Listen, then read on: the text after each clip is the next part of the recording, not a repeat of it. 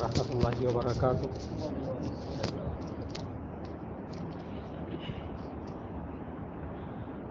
نحمده ونصلي على رسوله الكريم، اما بعد فاعوذ بالله من الشيطان الرجيم، بسم الله الرحمن الرحيم۔ واما ما ينفع الناس فيمكث في الارض كذلك يضرب الله الامثال، صدق اللہ العظیم۔ گزشتہ ملاقاتوں میں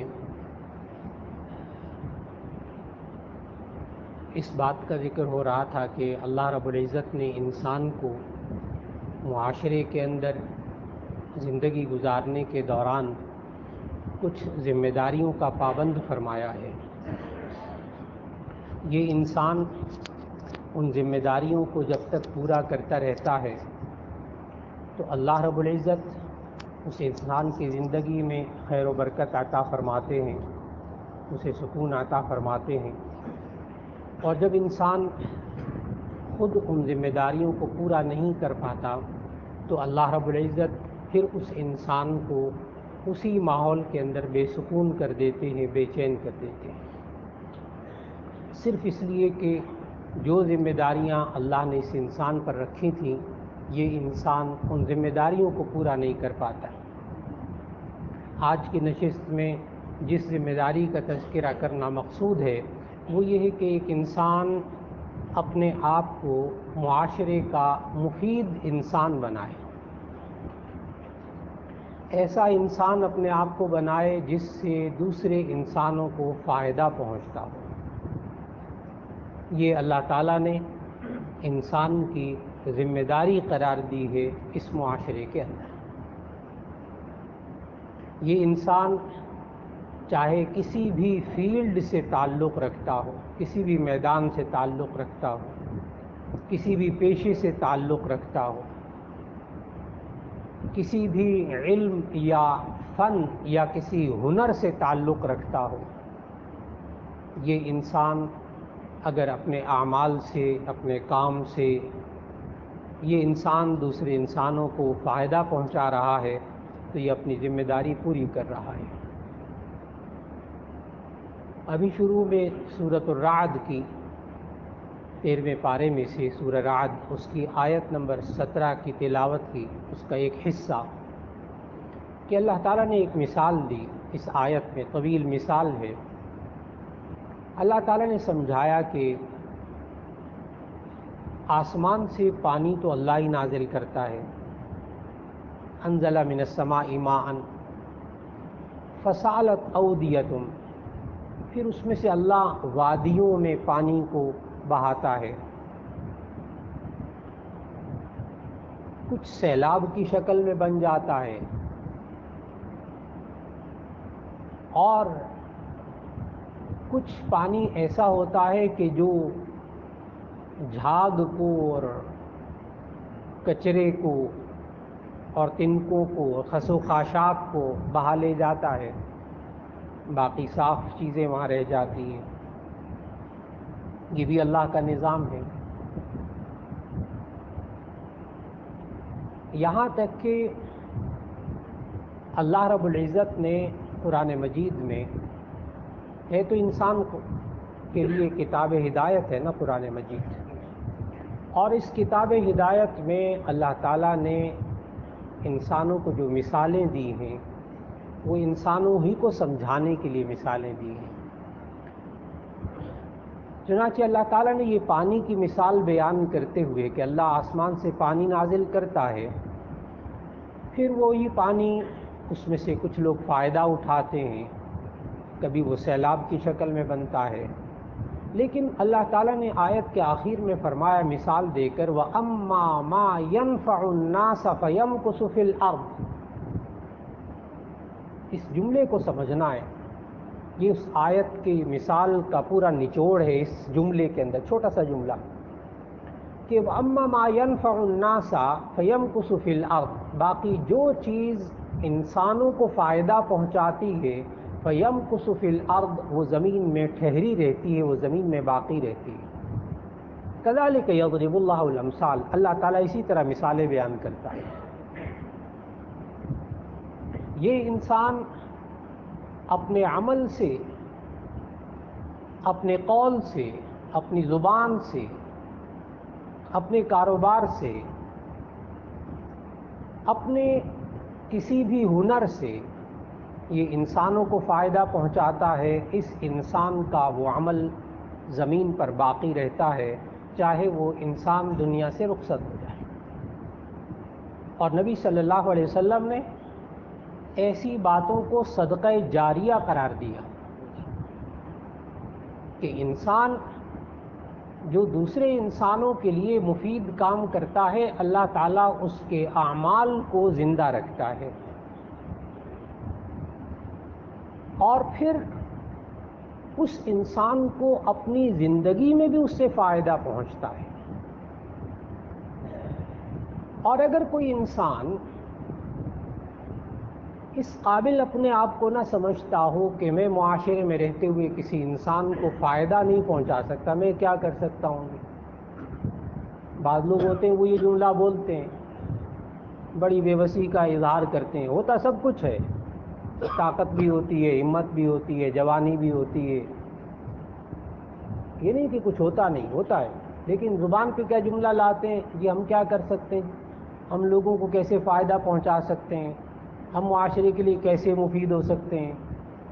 تو اللہ تعالیٰ نے قرآن مجید کے اندر ایسے لوگوں کے دل کی مثال پتھر کی سی دی ہے سورہ بقرہ کے اندر، کہ پتھر تو بے جان ہے نا، بالکل بے جان۔ وَإِنَّ مِنْهَا لَمَا يَشَّقَّقُ فَيَخْرُجُ مِنْهُ الْمَاءُ، ایک پتھر کی قسم اللہ نے ایسی بتائی کہ جس میں سے انسان اس کو جب چیرتا ہے، پھاڑتا ہے، اس کے اندر بورنگ کرتا ہے مشینوں کے ذریعے، اس میں سے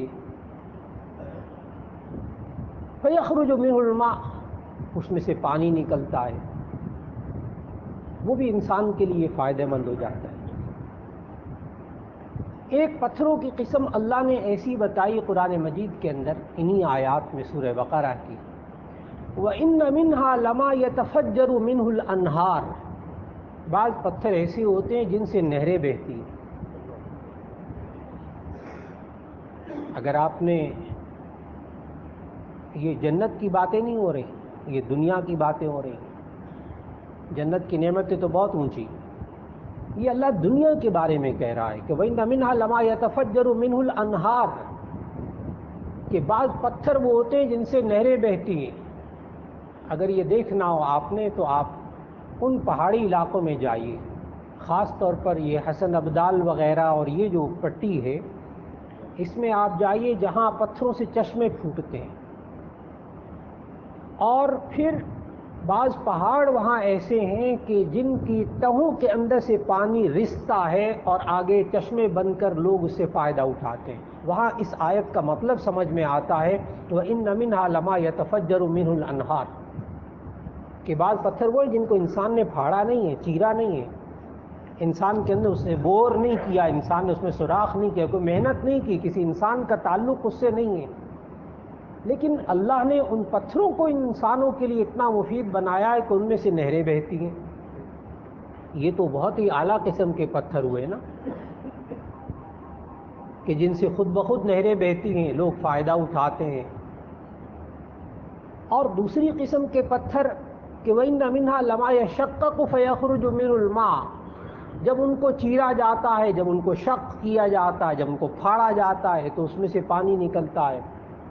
سو ایسے انسان جن کو جگایا جائے، جن پر محنت کی جائے، اور ان انسانوں سے دوسرے انسانوں کو فائدہ پہنچنے لگے، یہ بھی غنیمت ہے۔ یہ نمبر 2۔ نمبر 3، وہ جو جملہ عرض کر رہا تھا کہ جی بعض لوگ کہتے ہیں ہم کیا کر سکتے ہیں، ہم کیا کریں، ہم کیسے مفید انسان بن سکتے ہیں معاشرے کے، ہم تو کچھ کر ہی نہیں، ہم تو کسی قابل ہی نہیں ہیں، یہ جملہ ہوتا ہے۔ اللہ تعالیٰ نے پھر پتھروں کی تیسری قسم بتائی اسی آیت میں۔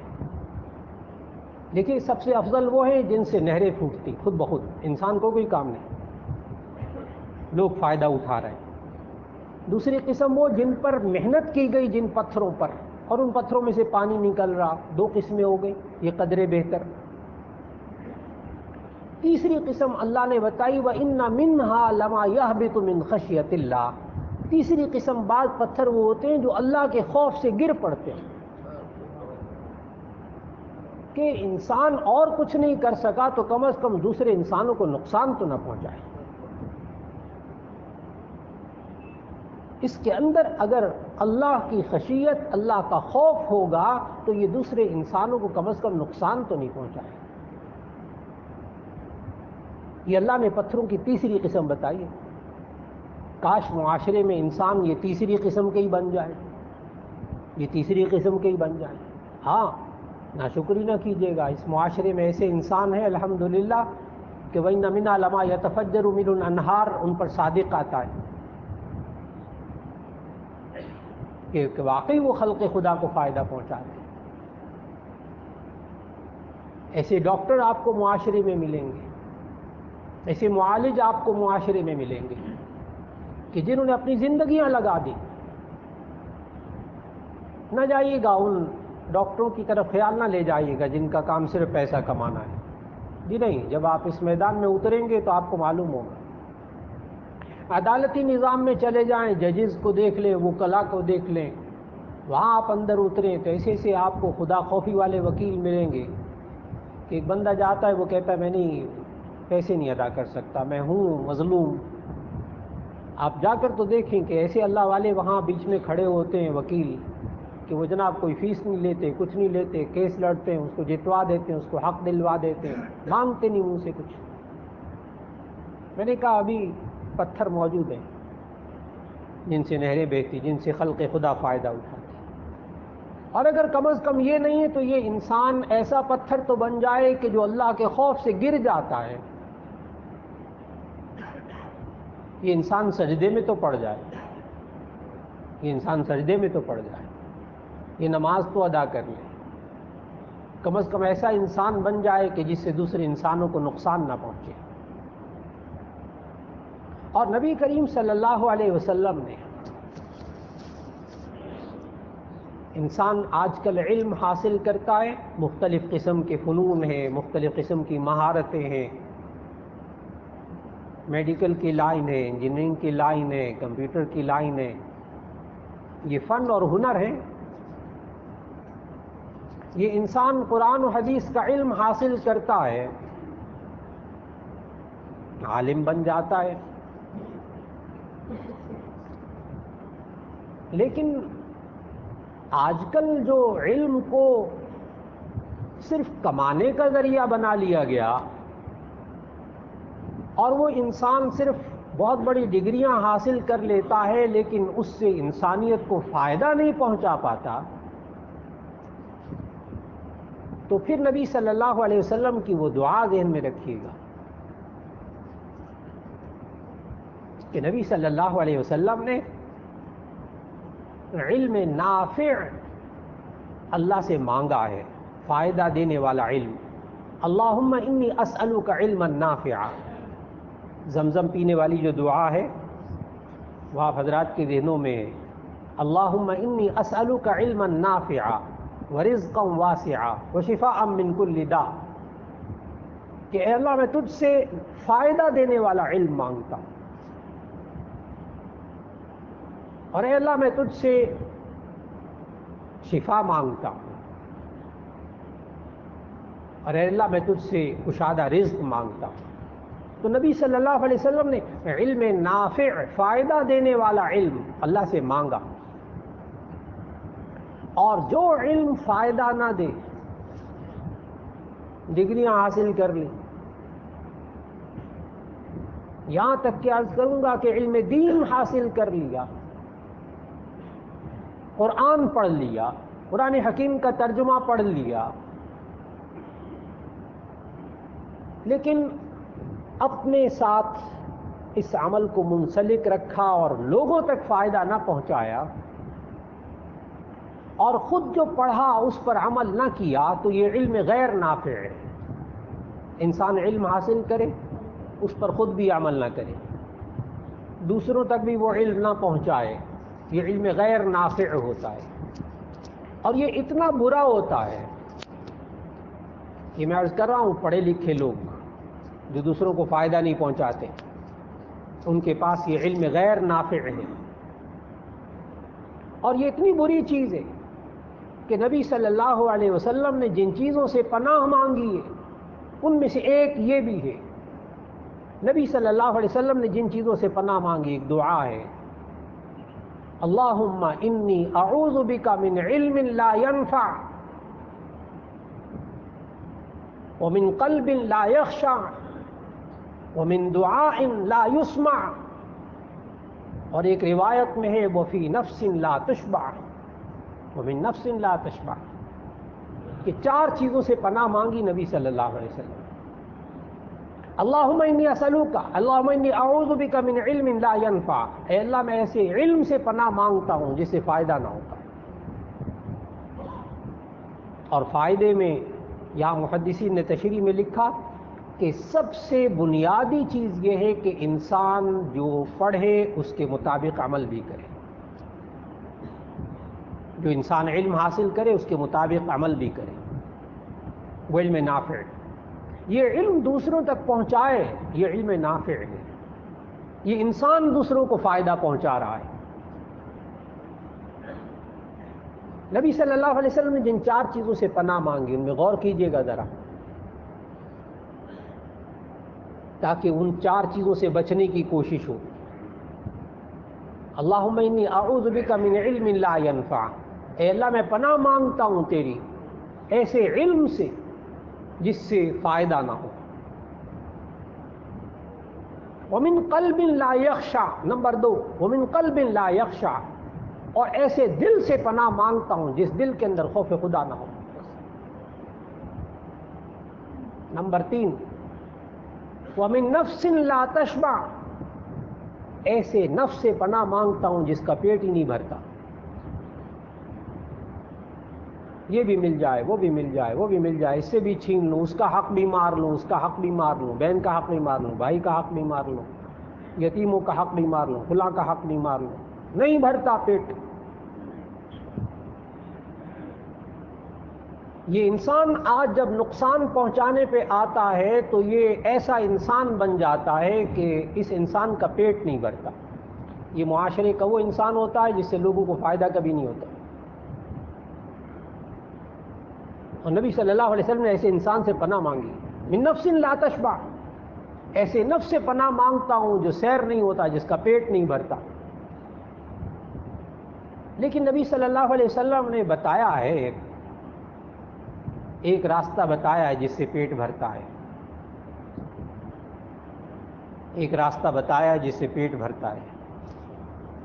نبی صلی اللہ علیہ وسلم نے ارشاد فرمایا لو کان لابن آدم وادیان من مال لابتغى ثالثا، اگر اس آدم کے بیٹے کے پاس 2 وادیاں مال کی ہوں، لابتغى ثالثا، تو یہ تیسری وادی چاہے گا. وادی عربی میں کہتے ہیں 2 پہاڑوں کا درمیانی حصہ.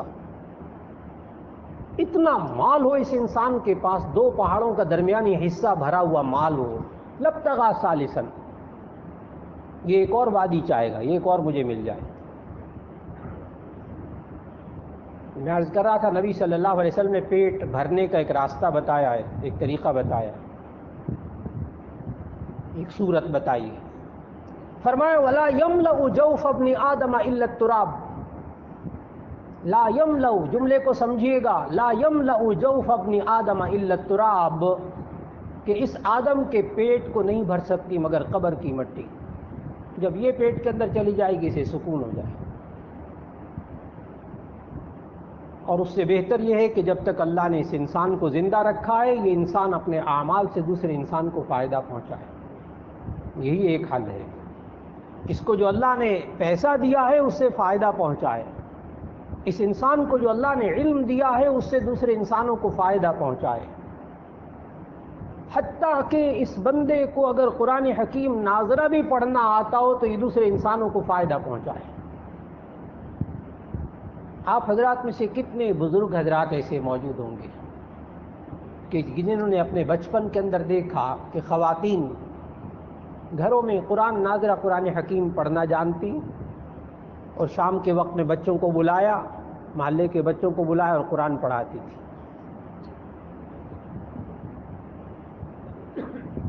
یہ ان کا مشغلہ، جس کو آپ لوگ ہابی کہتے ہیں نا، مشغلہ ان خواتین کا، کچھ نہیں کر سکتی نا، ناظرہ قرآن مجید تو پڑھا سکتی نا۔ کتنے یہاں بزرگ بیٹھے ہوں گے جن کو ایسی خواتین نے بچپن میں قرآن پڑھایا ہوگا، کتنے لوگ گواہ ہیں یہاں بیٹھے ہوئے۔ وہ خواتین کچھ نہیں کر سکتی نا، لیکن قرآن پڑھا ہوا ہے نا، وہی پڑھا دیا۔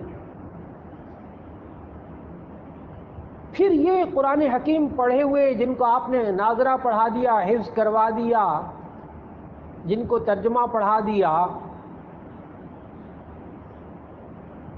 یہ انسان مفید تو بنا، لیکن کتنا مفید بنا کہ یہ انسان دنیا سے رخصت ہو جائے تو جو قرآن اس نے پڑھایا ہے اس کا ثواب دوسروں کو ملتا رہے گا، اس کو ملتا رہے گا، مرنے کے بعد بھی یہ اپنی فیکٹری لگا گیا ثواب پہنچانے کی۔ یہ مفید انسان ہے، یہ مفید انسان جو دوسروں کو فائدہ پہنچاتا ہے، بس اوقات فیکٹریاں لگا جاتا ہے، اپنے مرنے کے بعد اپنے اعمال سے اس کو فائدہ پہنچتا رہتا ہے۔ اسے نبی صلی اللہ علیہ وسلم صدقہ جاریہ کہا۔ آپ کو حیرت ہوگی ایک حدیث سن کر، اس کا ایک جملہ عام لوگوں کے ذہنوں میں ہے، دوسرا جملہ عام لوگوں کے ذہنوں میں نہیں ہوتا۔ حدیث ایک ہی ہے۔ نبی صلی اللہ علیہ وسلم نے فرمایا کہ یہ انسان دنیا سے رخصت ہو جاتا ہے اور اس کے کچھ اعمال ایسے ہیں کہ جن سے اس کا ثواب اس کو ملتا رہتا ہے۔ نمبر ایک پہ نبی صلی اللہ علیہ وسلم نے بیان فرمایا، نمبر ایک وہ نیک اولاد جس کی انسان تربیت کر کے دنیا سے رخصت ہو جائے۔ آپ سمجھ رہے ہیں کیا کہا نبی صلی اللہ علیہ وسلم؟ کہ اپنی اولاد کو اگر تربیت کر کے ایک مفید انسان بنایا ہے تو یہ فیکٹریاں آپ لگا گئے ہیں، اپنے مرنے کے بعد اس کا ثواب آپ کو ملتا رہے گا۔ کیوں کریں اولاد پر محنت؟ کیوں اولاد کو دین سکھائیں؟ کیوں اولاد کو ایک مفید انسان بننے کا شعور پیدا کریں؟ آج انسان نے اپنی اولاد کے اندر صرف یہ شعور پیدا کیا ہے، بیٹا اتنی ڈگریاں لو، اتنے نمبر لو، اتنے نمبر لو، یہ کر لو، وہ کر لو۔ اب نمبروں کا ہی ساری گیم ہی نمبروں کی ہے، میرٹ بنے گا تو پھر تم کچھ کما سکو گے، پھر تم کھا سکو گے، پھر تم ایک اچھی ڈگری ملے گی، اچھا عہدہ ملے گا، نمبر زیادہ لو۔ آج ہم نے اپنے بچوں کو، بچیوں کو نمبر لگانے میں لگایا ہوا ہے، نمبر حاصل کرنے میں۔ کیا یہ مفید انسان بنے معاشرے کے؟ اس پر کتنی محنت ہو رہی ہے معاشرے میں، ماں کتنی محنت کر رہی، باپ کتنی محنت کر رہا، ماں باپ کتنا پیسہ خرچ کر رہے اپنی اولاد پر، کتنا ٹائم دے رہے اپنے بچوں کو کہ یہ اولاد ان کے جانے کے بعد ان کے لیے صدقہ جاریہ بن جائے۔ آج وقت کی ضرورت کہ آج یہ انسان اپنی اولاد پر محنت کرے جو کہ اس کے بعد صدقہ جاریہ بنے، مفید انسان۔ سمجھیے گا کہ جب اللہ تعالیٰ انسان کو توفیق دے، یہ انسان مفید انسان بن جائے اور دوسرے انسانوں کو مفید انسان بن کر اس دنیا سے رخصت ہو جائے، تو اللہ تعالیٰ اس کا فائدہ مرنے کے بعد بھی پہنچاتا رہتا ہے۔ دوسری بات جو نبی صلی اللہ علیہ وسلم نے فرمائی کہ اگر کوئی انسان ایک درخت لگا دیتا ہے، جس کے بارے میں عرض کر رہا تھا کہ عام طور پر ذہنوں میں نہیں ہے یہ حدیث کا یہ والا جملہ، یہ نیک اولاد والا جملہ عام لوگوں کے ذہنوں میں ہوتا ہے۔ دوسرا جملہ نبی صلی اللہ علیہ وسلم نے فرمایا کہ اگر ایک انسان ایک درخت لگا جاتا ہے، اور آگے حدیث کے الفاظ کا ترجمہ سنیے گا، ایک درخت لگا جاتا ہے انسان اور اس درخت سے کوئی جانور یا کوئی انسان فائدہ اٹھاتا ہے، جانور کا لفظ بھی وہاں موجود حدیث میں، اگر کوئی جانور بھی اس درخت سے فائدہ اٹھاتا ہے، کوئی انسان بھی اس درخت سے فائدہ اٹھاتا ہے، یہ درخت اس سے فائدہ اٹھانے والوں کا ثواب اس انسان کو ملتا رہتا ہے۔ اس لیے کہ یہ معاشرے کا مفید انسان بنا نا۔ میں نے عرض کیا نا، اس نے صدقات دیے، نہ زکوٰۃ، نہ فلاں، میں ان باتوں کا ذکر وہ الگ ہے، سارا سلسلہ الگ ہے۔ یہ تو ایک درخت لگا رہا تھا بس، ایک کنواں کھدوا گیا، اس سے پیاسے پانی پیاس سے بجھا رہے، پیاس کو بجھا رہے، وہ کنواں صدقہ جاریہ اس کے۔ یہ انسان اس زندگی کے اندر یقین رکھے اس بات پر، ایمان رکھے اس بات پر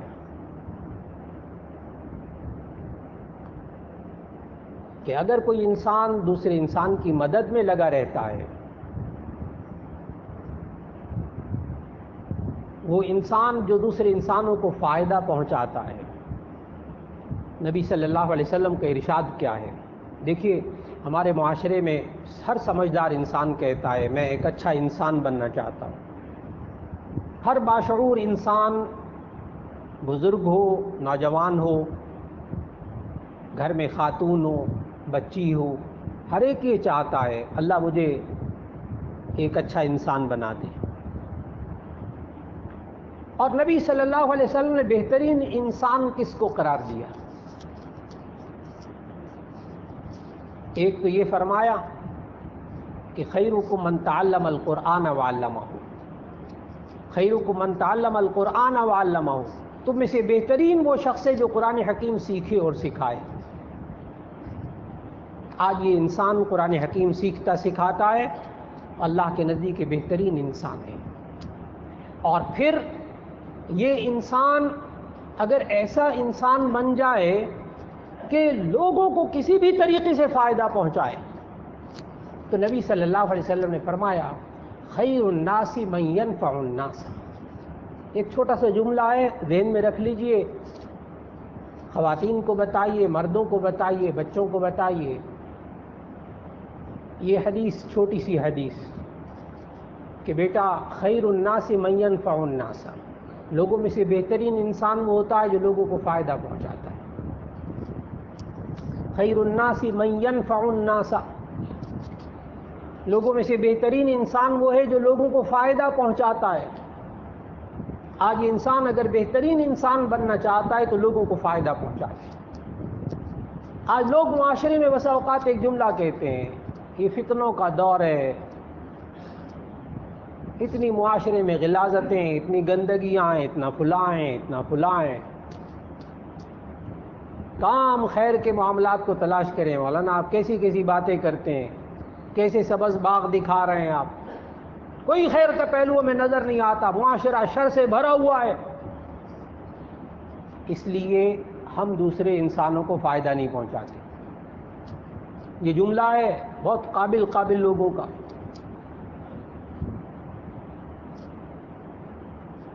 نبی صلی اللہ علیہ وسلم نے ان فتنوں کے اندر رہتے ہوئے بھی نبی صلی اللہ علیہ وسلم نے سلیقہ سکھایا۔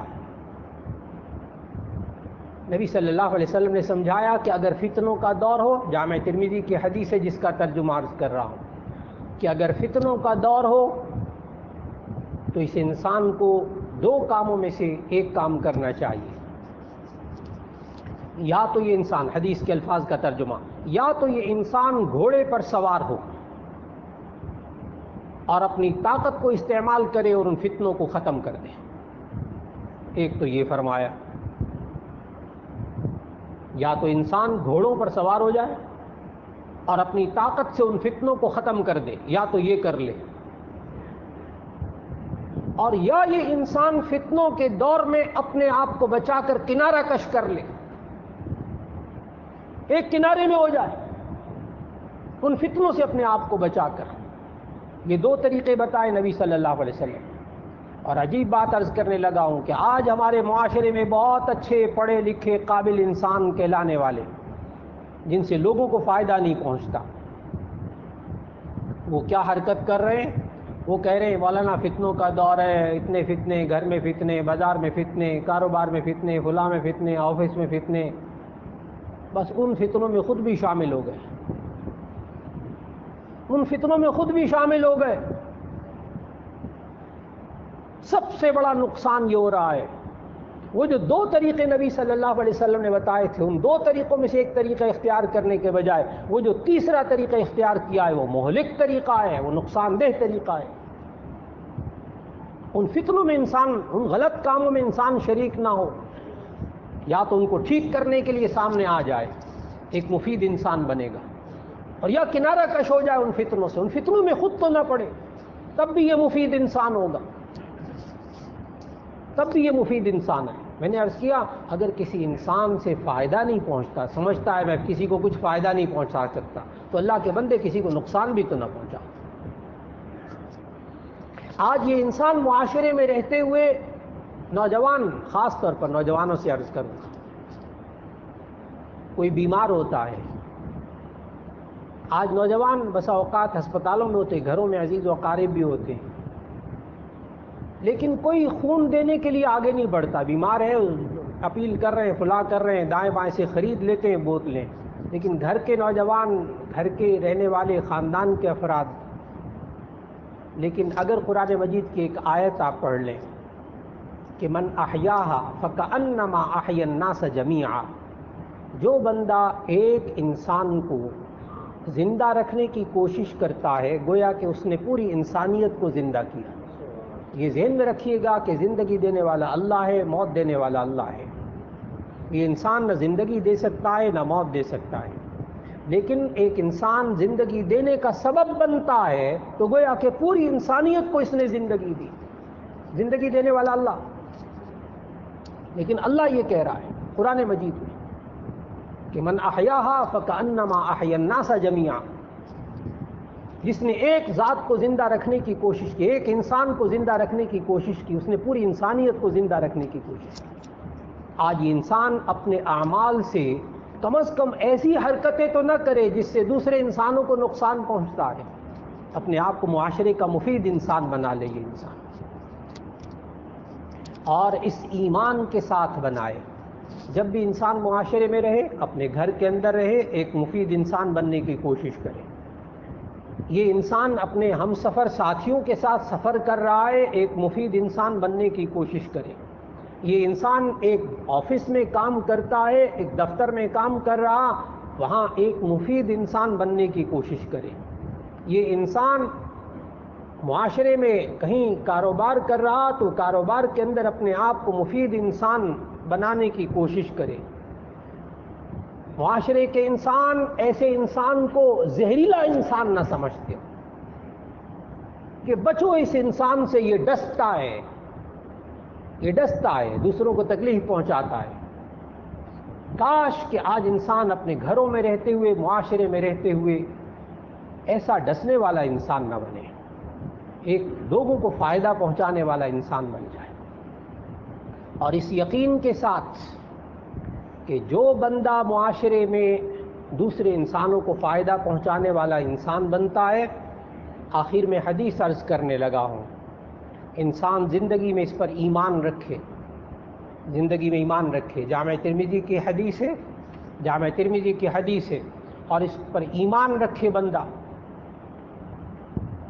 کہ جب یہ انسان چاہے مرد ہو یا عورت ہو، یہ انسان جب دوسرے انسانوں کو فائدہ پہنچانے والا انسان بنتا ہے، دوسروں کی مدد کرنے والا انسان بنتا ہے، دوسرے سے تعاون کرنے والا انسان بنتا ہے، حدیث سنانے لگا ہوں، اس کو بڑے حوصلے کے ساتھ، بڑے سمجھداری کے ساتھ سمجھنے کی کوشش کیجیے گا کہ نبی صلی اللہ علیہ وسلم نے فرمایا ما کان العبد فی عون اخیہ کان اللہ فی عونہ، جب کوئی بندہ کسی اپنے بھائی کی مدد میں لگا رہتا ہے، اللہ اس بندے کی مدد میں لگا رہتا ہے۔